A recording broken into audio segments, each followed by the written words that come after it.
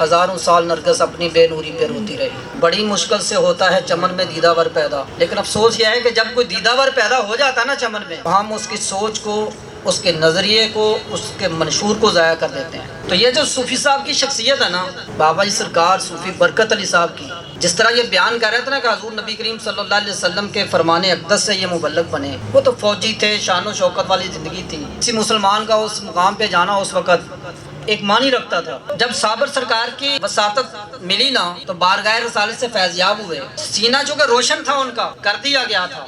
आप फरमाते हैं कि कुछ लोग ना आपस में लड़ रहे थे, तो एक बूढ़ी माई दूर से पुकार रही थी कि मेरे बेटो आपस में ना लड़ो, आपस में ना बटो, कमजोर हो जाओगे, तुम बिखर जाओगे, तुम्हारी हवा बिखर जाएगी, तुम्हारी हसीयत कमजोर पड़ जाएगी, तुम मुआशरे में अपना मुकाम खो बैठोगे। तो वो लोग पूछने लगे अम्मा जी तुम कौन हो? वो कहने लगी मैं तुम्हारे नबी सल्लल्लाहु अलैहि वसल्लम की मिल्लत इस्लामिया हूँ।